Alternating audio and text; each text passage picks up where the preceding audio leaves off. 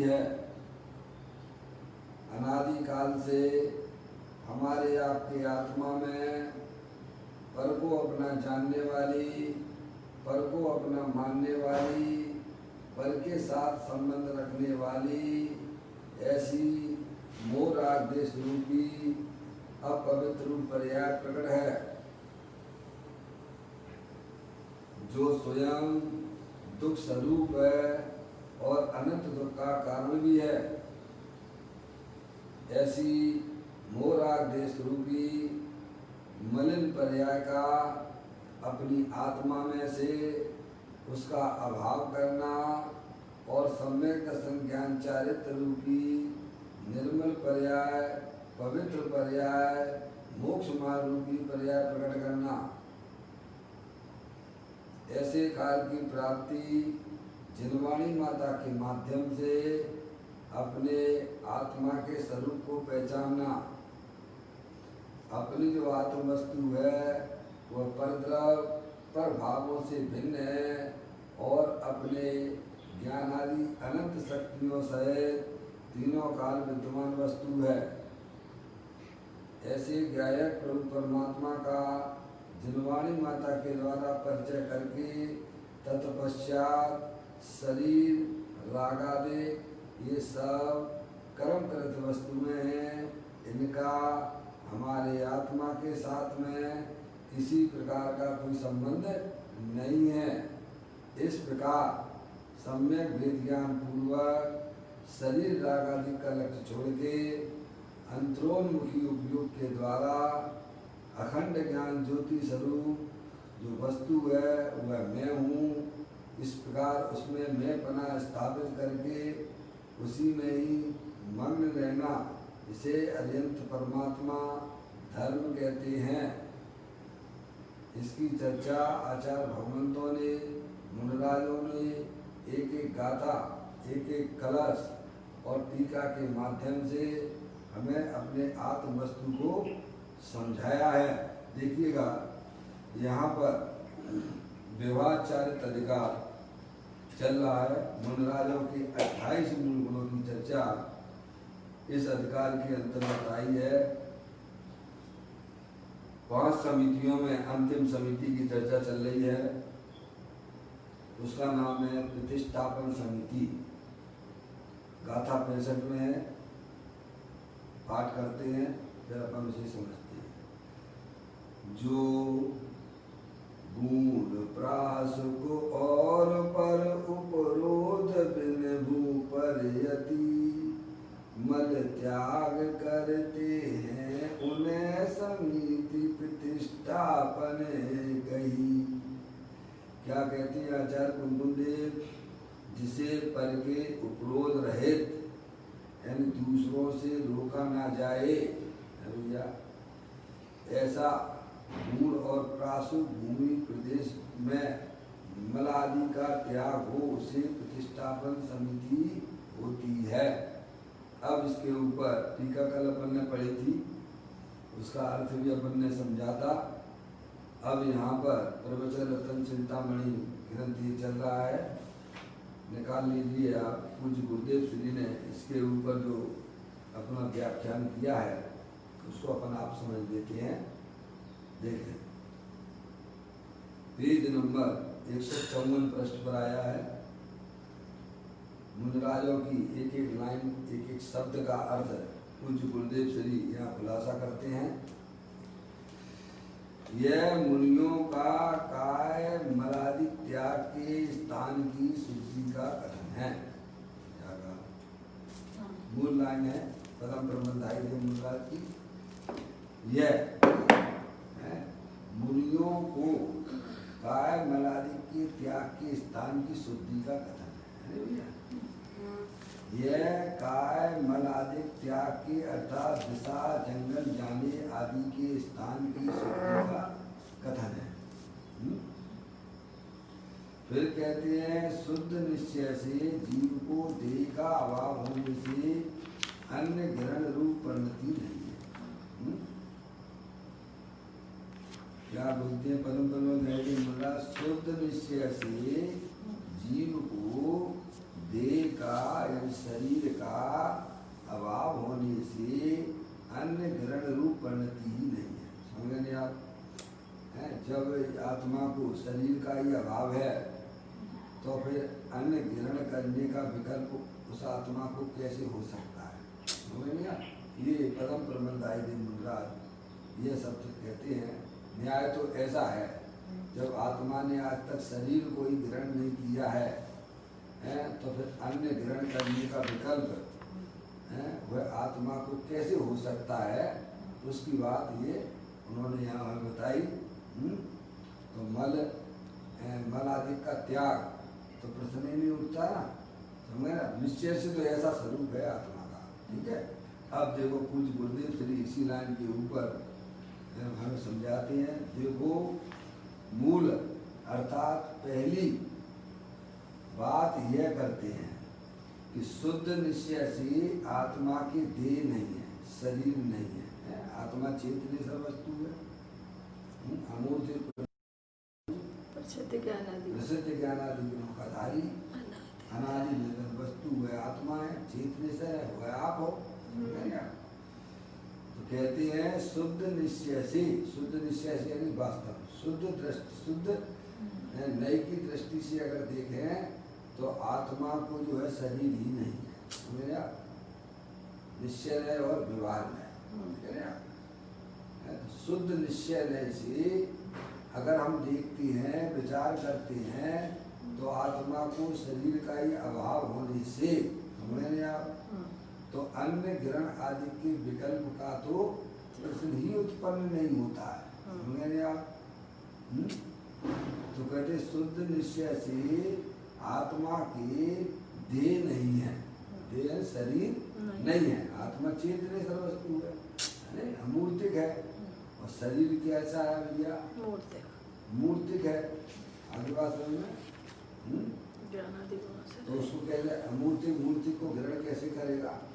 तो न्याय की बात है ना, हर चीज लॉजिक से समझी जाती है ना।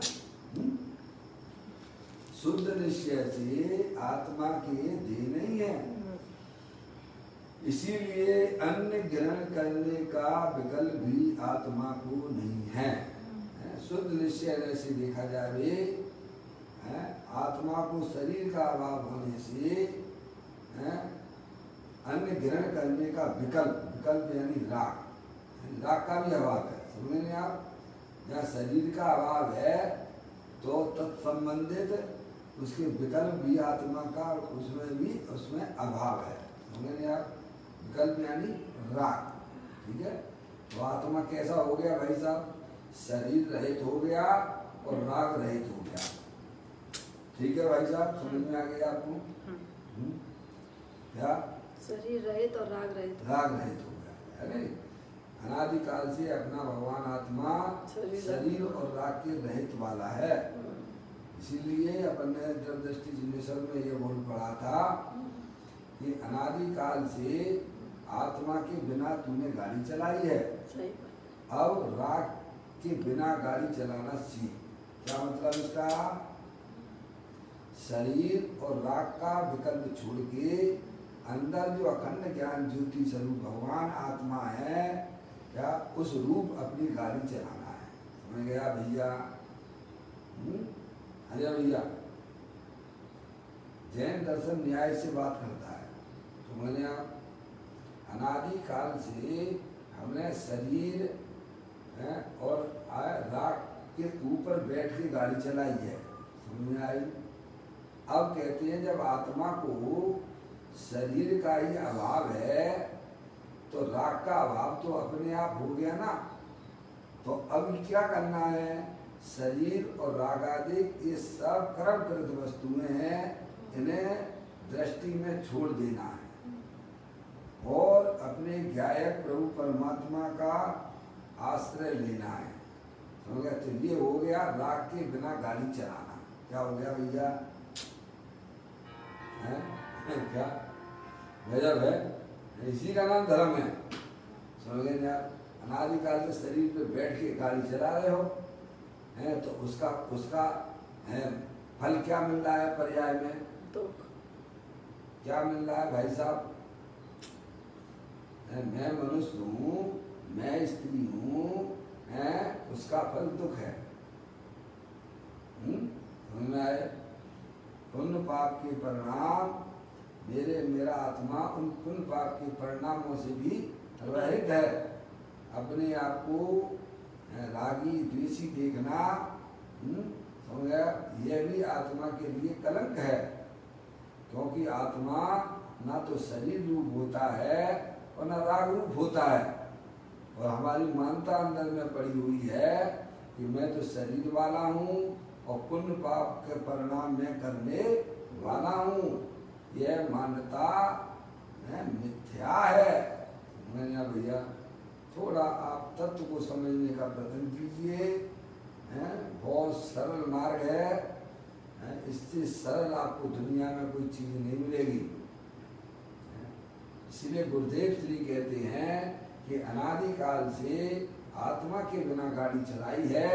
अब राग के बिना का मतलब शुभाशुभ विकल्प की रुचि छोड़ दो। अपने चेतनेश्वर भगवान आत्मा की रुचि करोगे तो ये राग के बिना गाड़ी चलेगी और गाड़ी मोक्ष मार्ग में चलेगी। कहाँ चलेगी भाई साहब? मोक्ष मार्ग है। मोक्ष मार्ग में चलना चालू हो जाओगे आप। समझिए, आप सारे संसारी जीव जो हैं भैया अपनी आत्मा को भूलकर शरीर रूप से अनुभव कर रहे हैं, जो कि मिथ्यात्व भाव है। क्योंकि आत्मा कभी शरीर रूप होता ही नहीं है। आत्मा को शरीर का अभाव है। आत्मा चेतनेश्वर वस्तु है, शरीर जड़ है। समझना भैया, जब आत्मा को शरीर का ही अभाव है तो शरीर संबंधित जितने भी विकल्प हैं अब उनका आधार क्या रहा है भैया? जब आत्मा को शरीर का ही अभाव है तो शरीर संबंधित विकल्प है भैया, उनकी कौन बात कर रहे भाई साहब? आगे बात समझ। निश्चय से तो वस्तु स्वरूप ऐसा है। देखो, पहली बात तो यह करते हैं कि शुद्ध निश्चय से आत्मा की देह नहीं है। ये बात किसने बताई आपको? ये बात सोनगढ़ वालों ने। पदम ब्रह्मधारी। क्यों भैया? हाँ, यहाँ कहोगे तो पदम प्रबंधाई देव मूलराज ने कही है क्या? और पदम प्रबंधाई देव मूलराज के पास जाएंगे तो वे कहेंगे बोध शामी नियम सारम केवली शुद्ध केवली शुद्ध केवली बन जाओ। समझ, ये चेन वहां से चली आ रही है। समझ में आया? एकदम धारा ऐसी चली आ रही है। समझ में आया? सोनगढ़ वालों को बदनाम नहीं करना भैया। समझ में आया भैया? है अनादि अनंत बात है ये। देखो, बहुत सुंदर बात है भैया। शुद्ध निश्चय से आत्मा की देह नहीं है, इसीलिए अन्न ग्रहण करने का विकल्प भी आत्मा को नहीं है भैया। समझ गए नहीं आप? जब तेरी शादी नहीं हुई तो बच्चे तेरे कहाँ से हो गए? तुम तो बाल ब्रह्मचारी हो ना। बाल ब्रह्मचारियों के बच्चे होते हैं क्या? आप क्या कहोगे? कोई बाल ब्रह्मचारी कहे वैसा भी हमारा बच्चा है, क्या कहे? मौसी, वो ये कहे ये बाल ब्रह्मचारी ये हमारा बच्चा है, तो भाई साहब ये पूछेगा, भाई साहब ये बता आपकी शादी कब हो गई? अरे बताओ, तुम तो कह रहे बच्चा हमारा है। हैं? कैसा है? झूठा है। महावीर भगवान के लिए बच्चे हैं सब। क्या भैया, इनके 2-3 बच्चों के नाम बता दो महावीर भगवान की। तो आप क्या कहोगे? महावीर भगवान की शादी नहीं भई। जब इनकी शादी नहीं भई है तो ये बच्चे कहाँ से आ गए? जब आत्मा को शरीर का ही अभाव है तो रागादिक परिणति आत्मा की है, कहाँ से आ गई भाई साहब? ये बताओ हमें। ये तो न्याय से बात है ना, जैन दर्शन लॉजिक से चलता है ना, कि हमारे मन माफिक चलता है। समझने आप? तो ये बात यहाँ कही जा रही है भाई साहब, देखिएगा, पढ़ें। शुद्ध निश्चय से आत्मा की देह नहीं है, इसीलिए अन्य ग्रहण का विकल्प भी आत्मा को नहीं है।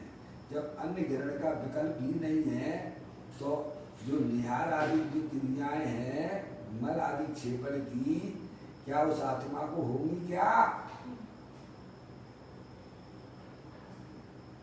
अरे बोलो ना। नहीं हो। जब आपने कुछ खाया ही नहीं है तो निकालोगे क्या? है? जब आपने कुछ खाना पीना किया ही नहीं है तो ये मलमूत्र आदि की क्रियाएं हैं आत्मा को देखी जा सकती है क्या? निश्चय से तो नहीं है। समझ में आया भैया? ऐसी बात है। देखो, शुद्ध निश्चय से आत्मा के देह नहीं है, इसीलिए अन्न ग्रहण करने का विकल्प भी आत्मा को नहीं है। आत्मा में वैसा विकल्प है ही नहीं। क्या कैसा विकल्प? खाने संबंधी है? संबंधी। समझ नहीं आप? गजब है।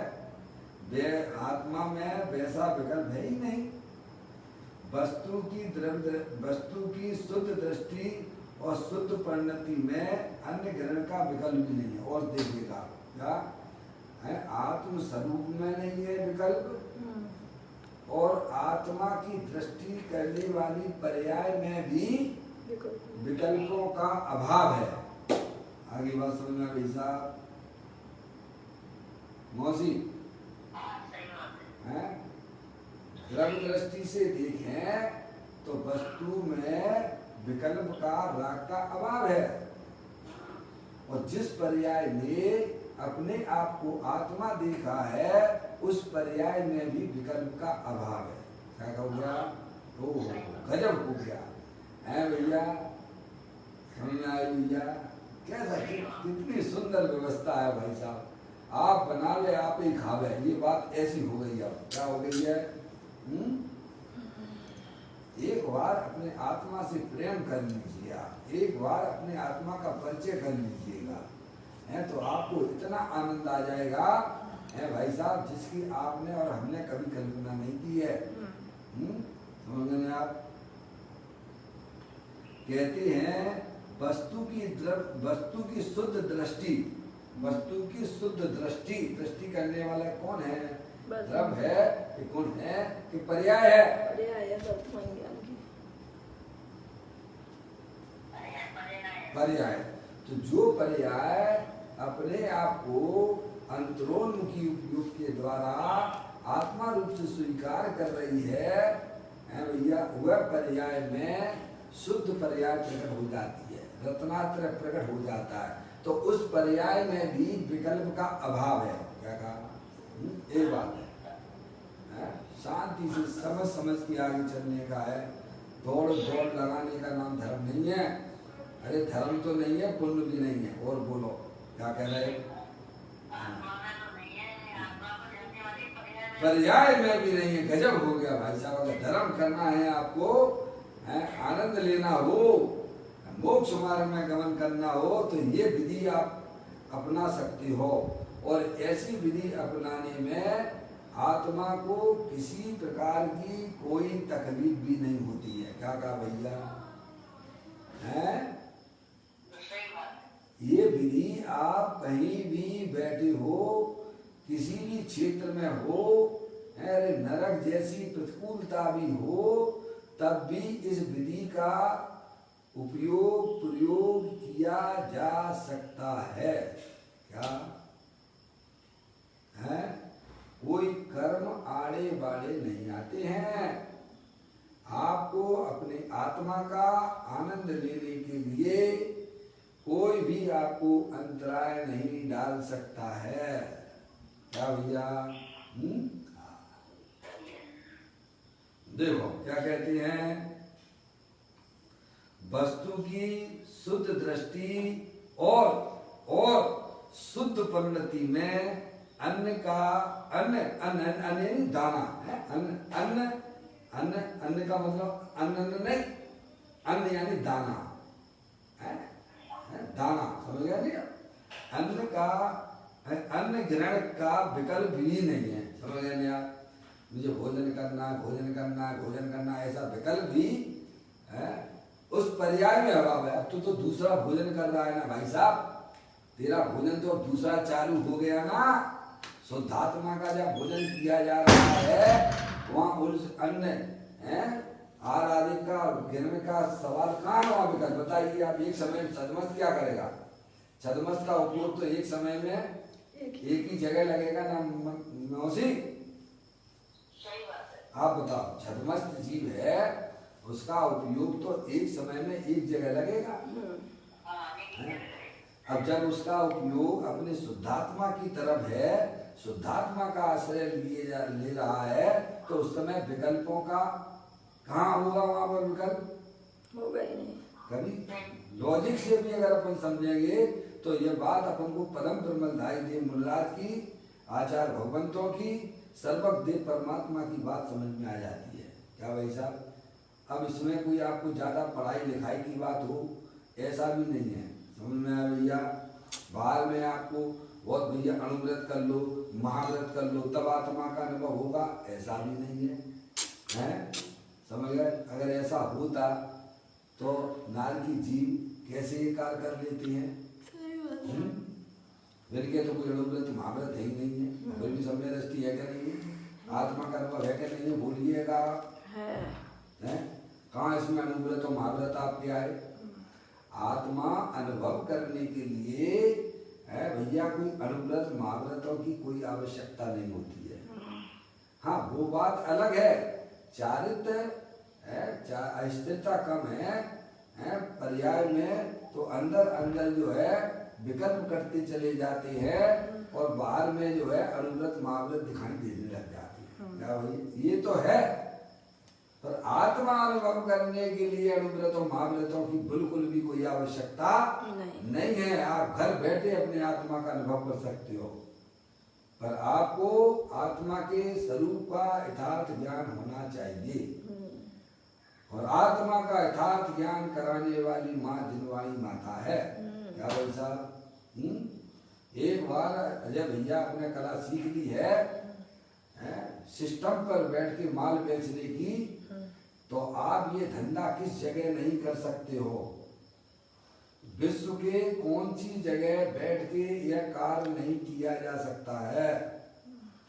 आपने इंटरनेट पर बिजनेस करना सीख लिया है भाई साहब, तो आपको जो है मेन रोड पर बैठना पड़ेगा कि आप अपने गली कूचे में जाकर भी, किराए के मकान में भी, एक छोटा सा कमरा लेकर भी वहाँ यह कार्य किया जा सकता है कि नहीं किया जा सकता है? किया जा सकता है। अशोक भैया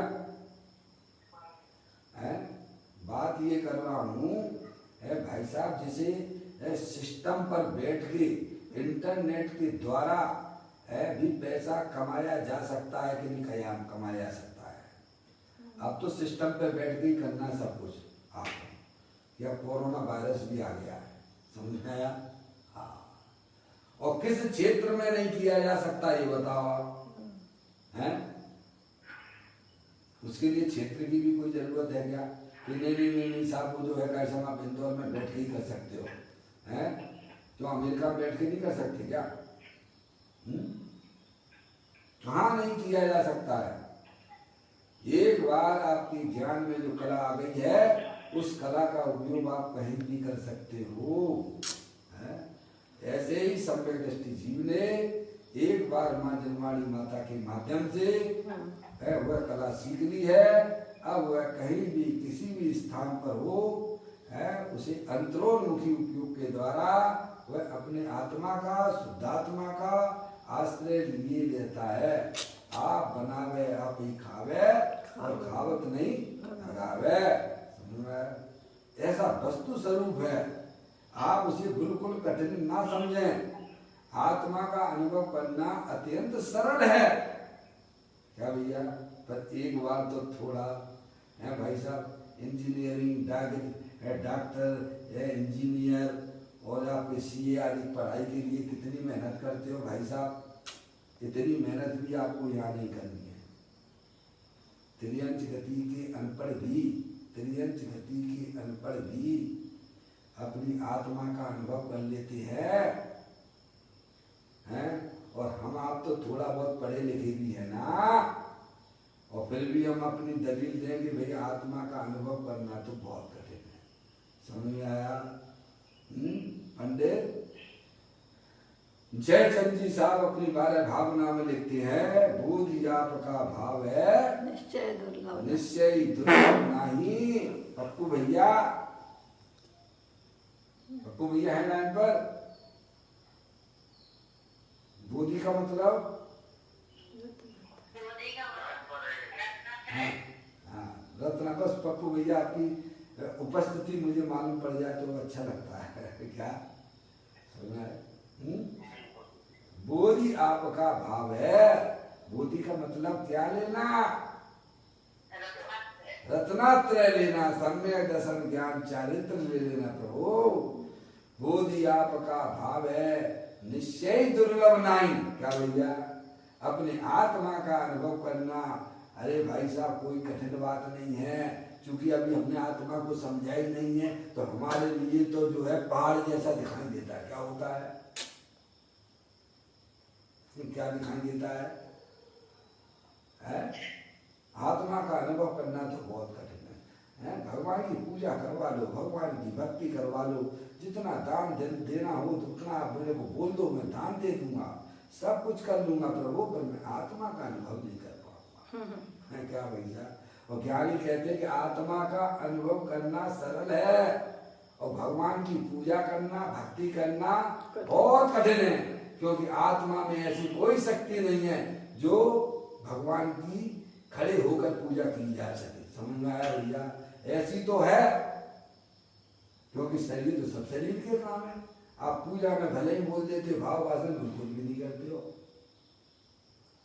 जड़ चेतन की परिणति प्रभु अपने अपने में हो। बस इतनी तो बात तो समझना है ना प्रभु, और क्या करना है? अब ये बात हमारी समझ में क्यों नहीं आती है? जड़ भावे जड़ परिणमे चेतन चेतन रूप, और कोई कोई पलटे नहीं छोड़ अपनो स्वभाव। है आप जो है ठंडाई बनाते हो मौसी, आपने तो खूब पिलाई ठंडाई आत्मा की कष्ट में है। अरे भूल जाने में ही भलाई है। समझ में आया? उसमें आपने इतने सारे जो है वो डालते हो, क्या क्या डालते हो, मेरे को तो नाम भी नहीं आता, मैं इसको नहीं जानता, वो आप जानते हो। समझ में आया? उसमें आपने दूध तो है ही, पानी भी होगा उसमें, है भाई साहब, उसमें आपने शक्कर भी डाली होगी है, और उसमें आपने जो ड्राई फ्रूट वगैरह जो भी कुछ आती है वे भी डाले होंगे, हैं इलायची भी डाली होगी। तो कोई कोई अपना अपना स्वभाव छोड़ गए क्या? शक्कर क्या पानी रूप हो गई कि दूध रूप हो गई है भाई साहब? है इलायची का स्वाद आपको अलग आएगा, शक्कर का स्वाद अपना अलग आएगा, दूध का स्वाद अलग आता है। बोलो आता है कि नहीं आता है? तो यही तो ज्ञानी हमें समझाती है, जड़ भावे जड़ परिणमे चेतन चेतन रूप, और कोई कोई पलटे नहीं छोड़ अपनो स्वभाव। है भाई? अशोक भैया बहुत सुंदर मार गया, डटे रहना, आप तो डटे ही हो। हाँ, ऐसी बात करोड़ों रुपए देने पर भी सुनने को नहीं मिलेगी। है भैया? हजार भगवंतों की बात है, सर्वज्ञ परमात्मा की बात है भाई साहब। देखो यहाँ कहते हैं आत्मा में वैसा विकल्प है ही नहीं है, अन्य ग्रहण करने के विकल्प का भी आत्मा में अभाव है। आत्मा में अभाव तो है, पर आत्मा का अनुभव करने वाली पर्याय में भी उस विकल्प का अभाव है। क्या कहा? तो ये लिखा है, वस्तु की शुद्ध दृष्टि और शुद्ध परिणति में अन्य ग्रहण करने का विकल्प ही नहीं है। जीव को अन्य ग्रहण परिणति नहीं है। यह कहने से अन्य ग्रहण करने का विकल्प ही वस्तु में अर्थात जीव द्रव्य में नहीं है, ऐसा कहती है। ये पहली लाइन है। जब आचार्य कुंकुन देव ने भैया ये आदान जो आपकी कौन सी समिति चल रही है? प्रतिष्ठापन समिति, समझ गए आप? जब यह चालू की उसी समय पदम प्रमलदाई देव ने सबसे पहले ये लाइन लिख दी, जिसे भटकने की तुम्हें जरूरत नहीं है। क्या कि आत्मा को शरीर का अभाव है, आत्म वस्तु जो है उसको शरीर का ही अभाव है। जब शरीर का अभाव है तो अन्न ग्रहण करने वाले विकल्प का भी उस आत्मा को अभाव निश्चित हो ही गया है। क्या ये पहले उन्होंने लाइन की, उसकी व्याख्या यहाँ चल रही है भाई साहब।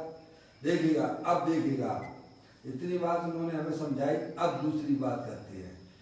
मल मूत्र आदि के त्याग के काल में पांचवी समिति रूप स्वभाव व्यवहार से जीव को होता है?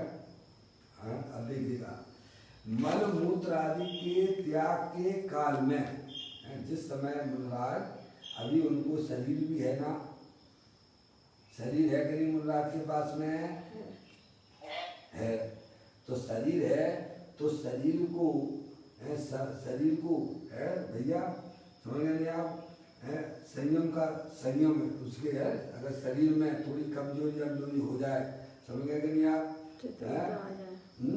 अगर आत्मा में पूर्ण रूप से स्थिरता प्राप्त नहीं हुई है तो तत्संबंधी उनको राग का भी अभाव है।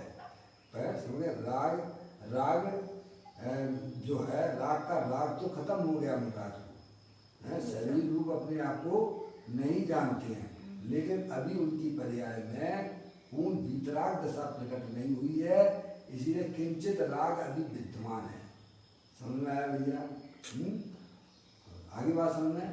तो किंचित राग जो विद्यमान है वह शुभ विकल्प है वो, इसीलिए मुनराज उस विकल्प को भी तोड़ने के लिए कहाँ जाते हैं वे?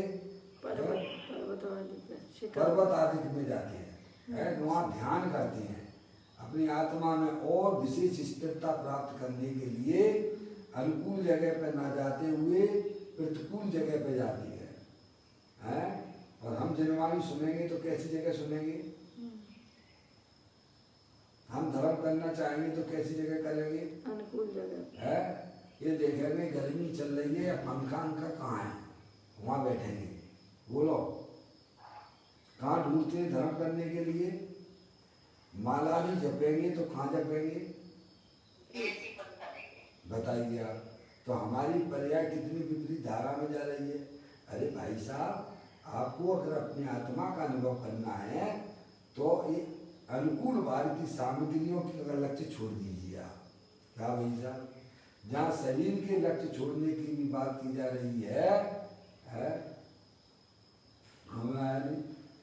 तो अन्य की बात की क्या बात है?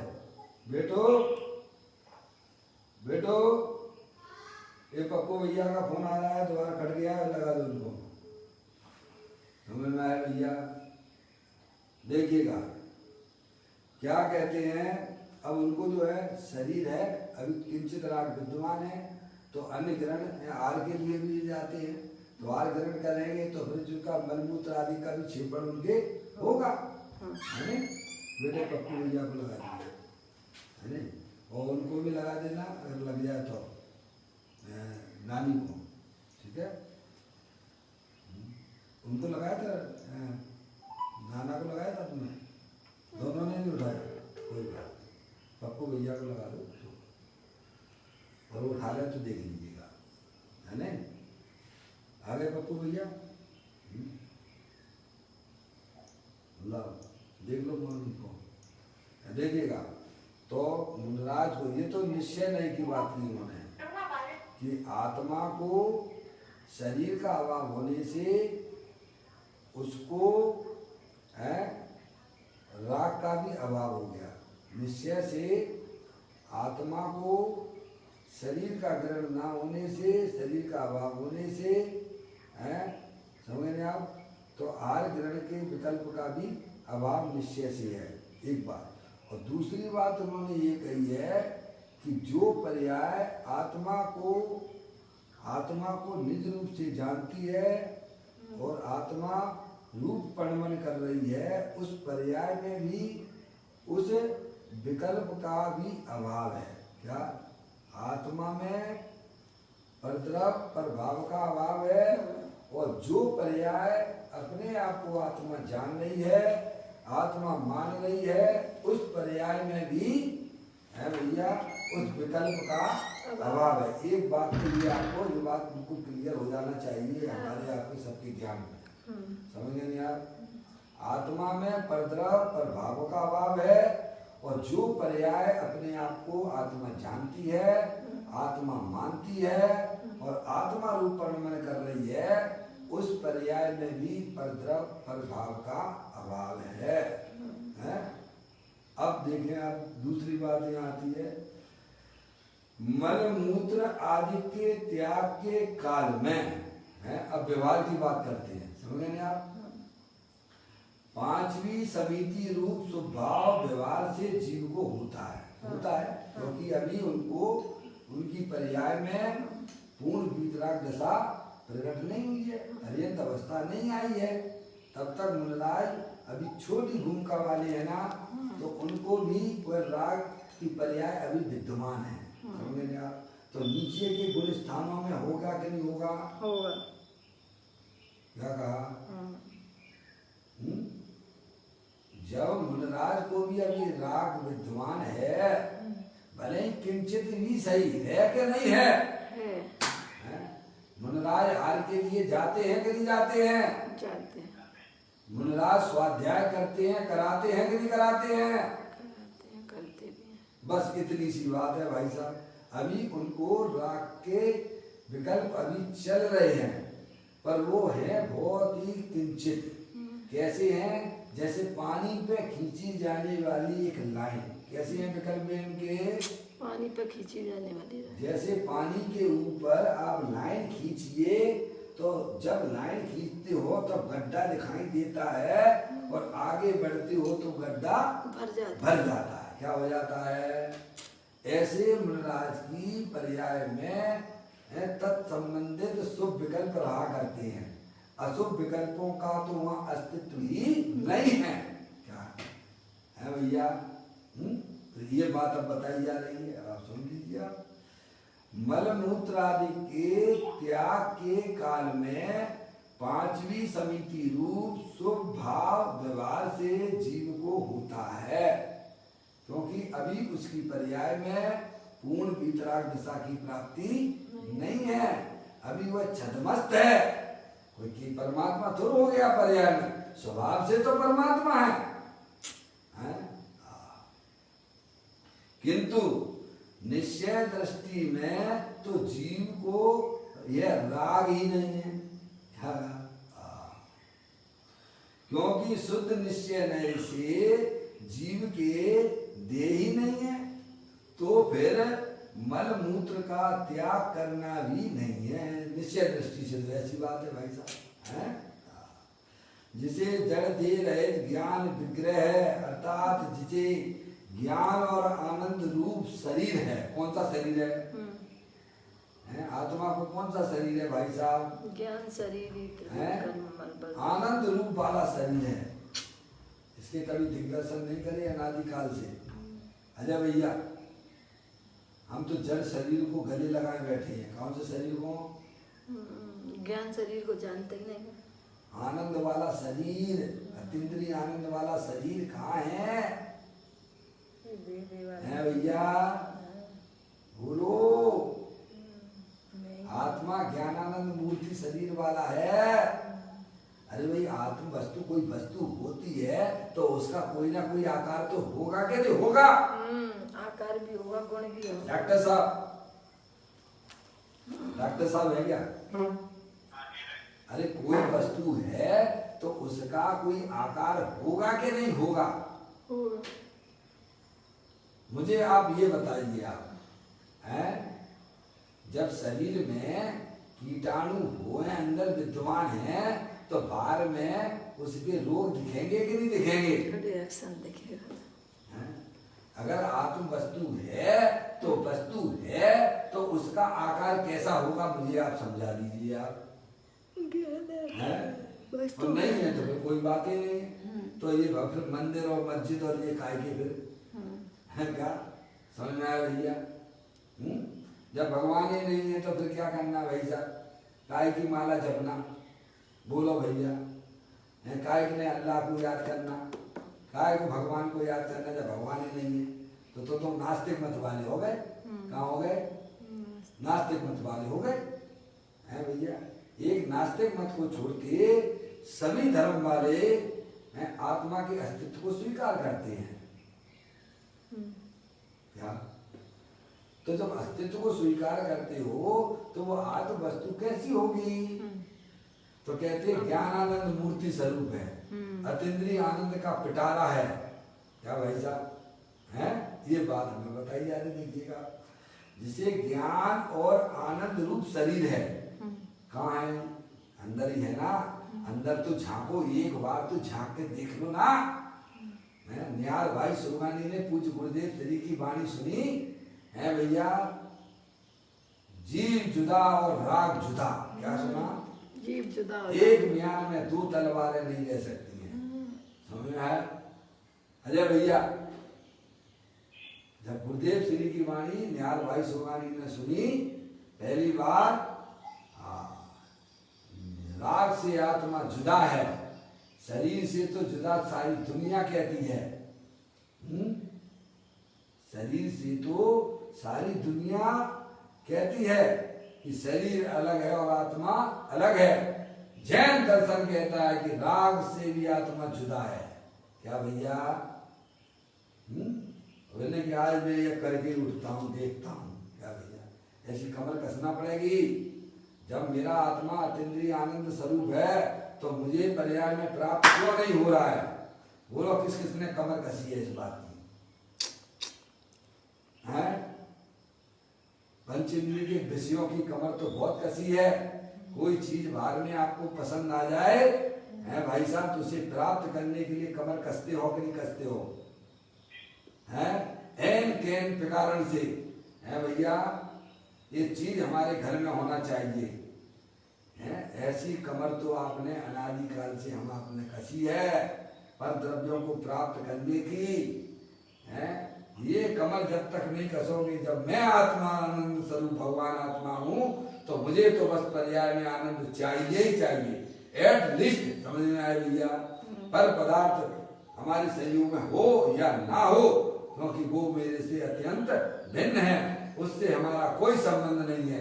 हमें तो अपने आत्मिक आनंद चाहिए। क्या चाहिए भाई साहब? हैं ऐसी बात है भाई साहब। आत्म वस्तु है तो वह वस्तु का अस्तित्व कैसा होगा? तो कहते ज्ञान आनंद मूर्ति स्वरूप भगवान आत्मा है। क्या भाई साहब? कहाँ होगा? मंदिर में होगा क्या? कहाँ होगा? संबित शिखर जी में मिलेगा क्या? ऐसा आत्मा ज्ञानानंद मूर्ति है तो हमें कहाँ मिलेगा? है हम संबित शिखर जी में जाके ढूंढे, मंदिरों में जाके ढूंढे तो क्या हुआ है? आनंद स्वरूप आत्मा आपको प्राप्त हो सकता है क्या? नहीं। आपकी चीज जो है गिर गई है कमरे में और बाहर सड़क पे ढूंढते रहो तो क्या मिल जाएगी क्या? है? अरे जहां पर गिरी है वहां पर देखोगे तो मिलने की संभावना दिखती है। ऐसे ही अपना भगवान आत्मा ज्ञानानंद मूर्ति स्वरूप वाला है और हम पंचेंद्रिय के विषयों में सुख ढूंढते रहते हैं। तो मिला क्या भैया? बोलो जिसको मिला हो हाथ ऊंचा करके बता दे। एक बार तो सर्वज्ञ देव की बातों को ध्यान से सुनो कि आत्मा का जो स्वरूप है ज्ञानानंद मूर्ति है और वह देव देवल में विराजमान है। इसीलिए पंडित बनारसी दास जी ने एक कविता लिखा है, कई उदास रहें प्रभु कारण, कई कहें उठ जाएं कई के, कई प्रणाम करें गण मूरत हैं, कई कहें कई पहाड़ चढ़े चढ़ छीके, कई कहें आसमान के ऊपर, कई कहें प्रभु हेठ जमी के, मेरो धनी नहीं दूर दिशांतर मोई में मोए सूजत नीके। अब लोग इनका रन सीखे आया। बोलो बोल दीजिए बेटू बेटो नानी को लगा दो, बेटू हमारा बहुत हेल्प कर देता है, उठ जाइए, है ना? क्या कहते हैं, बनारसी दास जी लिखते हैं, कविता लिखते हैं। बनारसी दास जी को तो आप जानते ही होंगे, हैं? ग्रस्त श्रावक हैं, ग्रस्त जीवित है, 3 शादियाँ भी हुई थी उनकी, 9 बच्चे भी थे, तो भी कितने मस्त रहते थे। अरे आत्मा का लक्ष्य करोगे तो बाहर के संयोग आपको कोई तकलीफ नहीं देंगे। अब आत्मा का ज्ञान नहीं होगा तो एक शादी कर ली, 2-3 बच्चे भी हैं, वही में भगवान याद आने लग जाते हैं। क्या जिनने 3-3 शादियाँ की हैं, 9 बच्चे हैं, ऐसा जीव ग्रस्त में रहने वाला बनारसी दास जी है, अस्थि की मस्ती में मस्त रहता।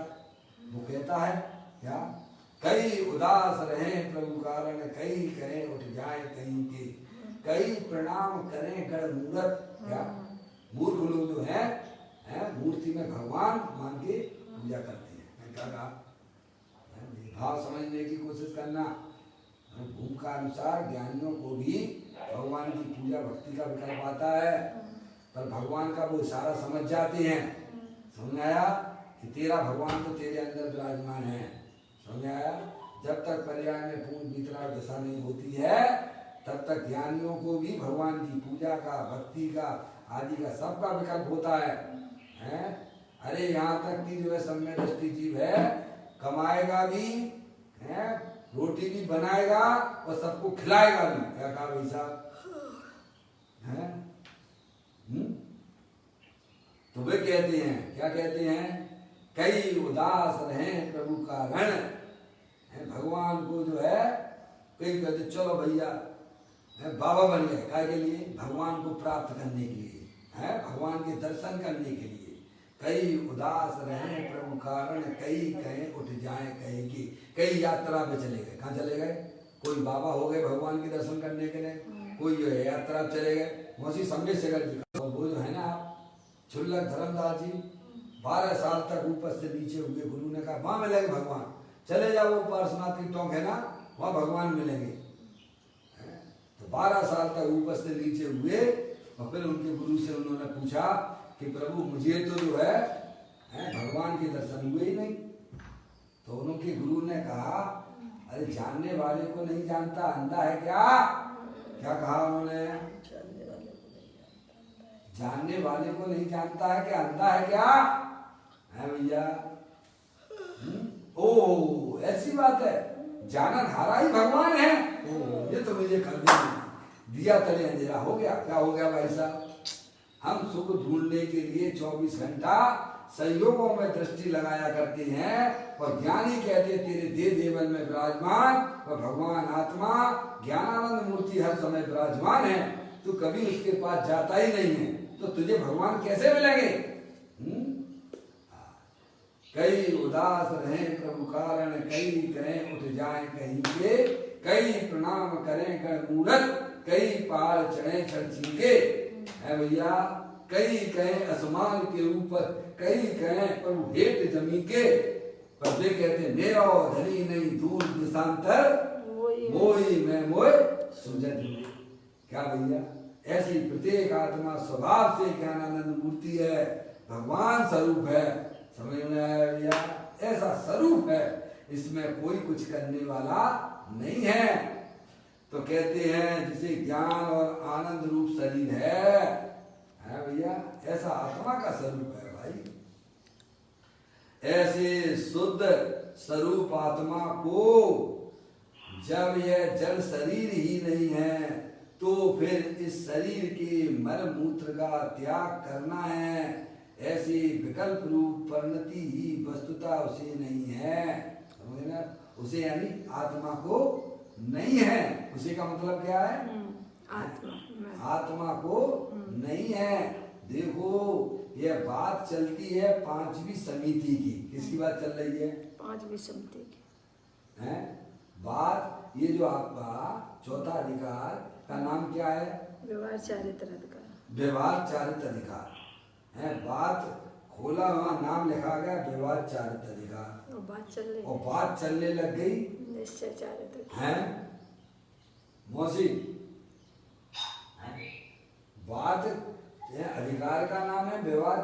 अधिकार है। और बात करने लग गए निश्चय की बात। क्यों? ऐसा क्यों? ऐसा क्यों? क्योंकि निश्चय के ज्ञान के बिना वह आपका व्यवहार चारित्र नाम प्राप्त करता ही नहीं। क्या कहा? हाँ, निश्चय के ज्ञान बिना, निश्चय की श्रद्धा बिना व्यवहार चारित्र होता ही नहीं है। इसीलिए ज्ञानियों को, मुनराजों को यह ज्ञान कराना हो गया है। क्या कहा भाई साहब? भले ही ग्रंथ अधिकार का नाम व्यवहार चारित्र अधिकार है, तो व्यवहार चारित्र होगा कब? जब निश्चय हो। है भैया, निश्चय के निश्चय के ज्ञान श्रद्धान के बिना व्यवहार चारित्र नाम नहीं खाता है। और जो निश्चय के बिना व्यवहार चारित्र है वह तो व्यवहार चारित्र नाम नहीं दिया गया है आगम में। बाल व्रत, बाल व्रत और बाल तप की संज्ञा है उसे। क्या भाई साहब, ऐसी कोई बात है? देखो यहाँ कहते हैं यह बात चलती है पांचवी समिति की, अर्थात काय के मलमूत्र के त्याग की। इसीलिए यह बात जिसे ऐसे विकल्प का काल हो उसके लिए है। समझ गए आप?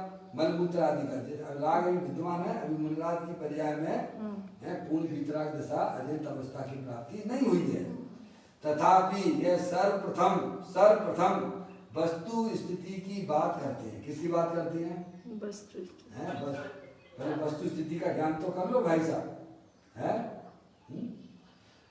कि वस्तु स्थिति में अर्थात जीव के स्वभाव में मलमूत्र के त्याग का विकल्प ही नहीं है। क्योंकि उसमें शरीर का ही अभाव है, तो शरीर संबंधित रागादिक का भी अभाव हो गया। जिसने शादी ही नहीं की है तो उसके बच्चे होने का प्रश्न ही नहीं होता है। ऐसा बाल ब्रह्मचारी अपना भगवान आत्मा है, अनादि अनंत, जिसने कभी भी परद्रव्य को स्पर्श नहीं किया है भैया। ऐसा बाल ब्रह्मचारी आपको दुनिया में नहीं मिलेगा।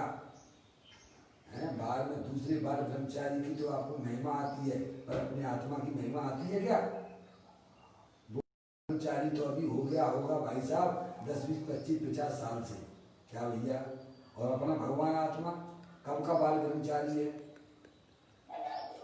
अब उसकी महिमा नहीं आती है। क्या कहा? देखो तुम्हारी मूर्ता का भी कितना पागलपन का कितना है, बताइए आप। है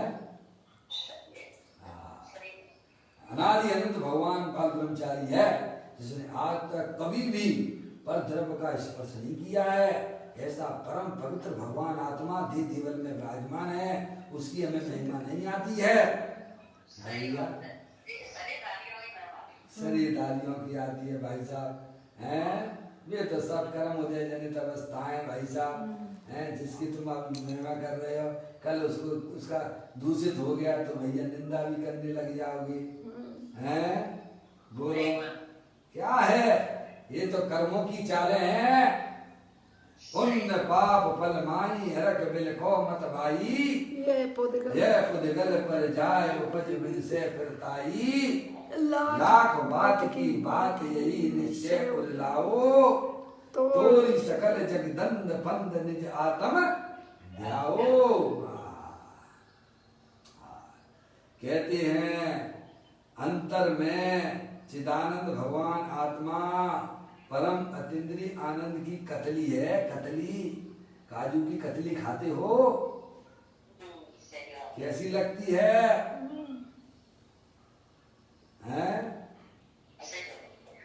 मीठी मीठी चीज खाओ, हाँ कैसी जिभ्या पे पानी आ जाता है। तो भगवान आत्मा ऐसा ज्ञानानंद मूर्ति स्वरूप है, कतली के समान है। अतीन्द्रिय आनंद की कतली है, आनंद की कतली है। बार बार ढूंढता फिरता है कि स्पर्श इंद्री से सुख मिल जाए। अरे अनादि काल से ढूंढ रहा है, तुझे मेरा हो तो बता दे भाई।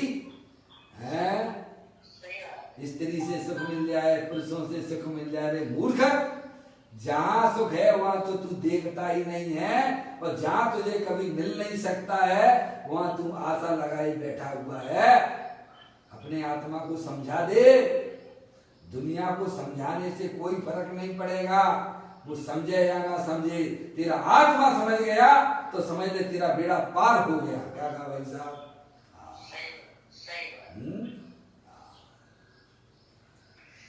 कहते हैं अंतर में, कहां पे? अंतर का मतलब समझ ही गए होंगे भाई साहब कि अपनी वर्तमान ज्ञान की पर्याय में बाहर से पूरा लॉकडाउन कर दीजिए। क्या एक ताला यहां भी लगाना पड़ेगा पर्याय में, है? अंदर के खजाने के दर्शन करना है तो बाहर का ताला पूरी तरह से लगा दीजिए और अंदर जाके झांकिए, है? तो तुम्हें तुम्हारा भगवान आत्मा दर्शन करने के लिए बैठा हुआ है। समझ में आया भैया? अंतर में चिदानंद भगवान आत्मा परम अतीन्द्रिय आनंद की कतली है, कतली है भैया। और उसके रस को चूसने वाले मुनराज हैं। कौन है भाई साहब? मुनराज क्या करते हैं? चैतन्य गुफा में मुनवर बसते, अनंत अनंत गुणों में केली करते। क्या करते हैं मुनराज? है भैया, निरंतर अपनी आत्मा को चूसते रहते हैं। जैसे बच्चा माँ के दूध को चूसता रहता है सब तरफ से अपनी दृष्टि को हटाकर, ऐसे ज्ञानी अपने उपयोग को समस्त पर द्रव्य प्रभावों से हटाकर अपने ज्ञानानंद स्वरूप भगवान आत्मा को चूसते हैं। क्या भाई साहब? कहते हैं उसके रस को चूसने वाले मुनराज हैं, ज्ञानी हैं। हाँ, मुनि तो अतीन्द्रिय आनंद के चूसने वाले हैं। जैसे लोग गन्ने को रस चूसते हैं ना, है? पप्पू भैया मेला जाते थे ना, गन्ना खरीद के लाते थे ना अपन, पप्पू भैया, है? तो रास्ते में चूसते चूसते चले आते थे। तो क्या चूसते थे? रस, उसका रस चूसते थे, है भैया। और छिलका छिलका बाहर फेंक देते थे, है भैया। ऐसे ही अपनी आत्मा अतीन्द्रिय आनंद का पिटारा है? समझ पर द्रव्य प्रभावों का लक्ष्य छोड़ दे और अंदर में जो चेतनेश्वर भगवान आत्मा को देखेगा तो तेरी पर्याय में अतीन्द्रिय आनंद की धारा प्रभावित हो जाएगी।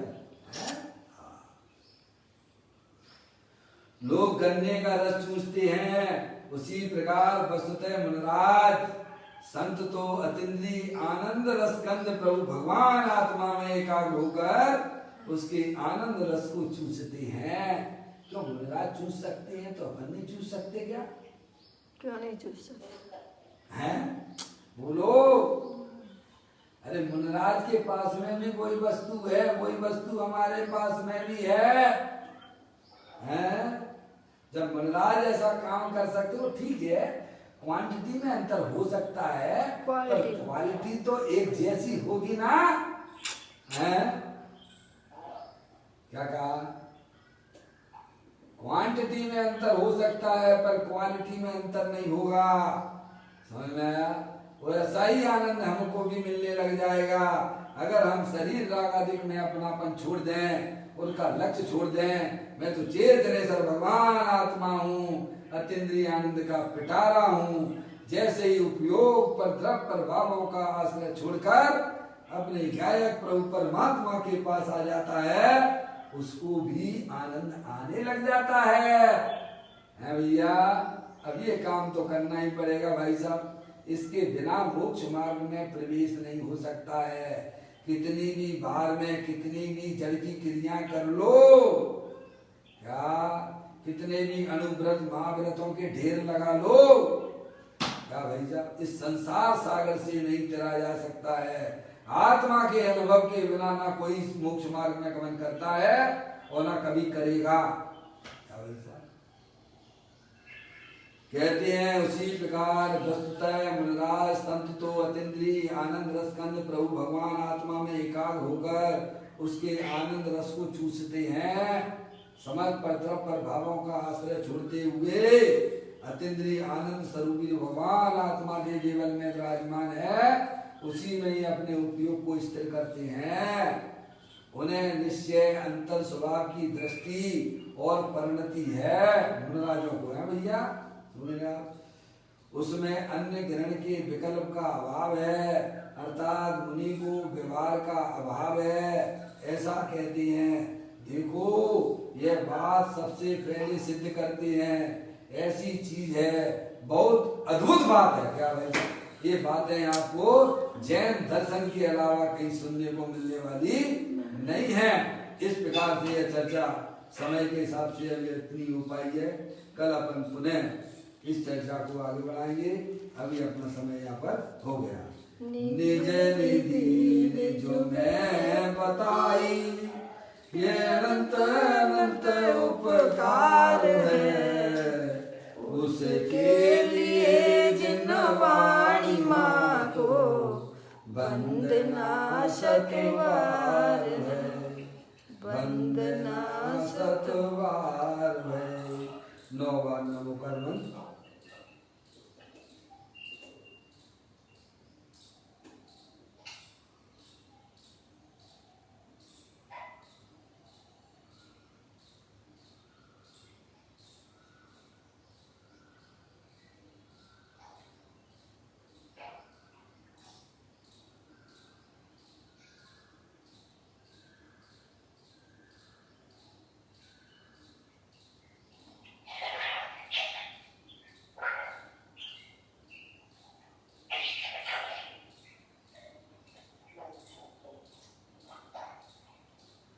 बोलो द्वादशांग जन्मणी माता की जय, महाजैन धर्म की जय।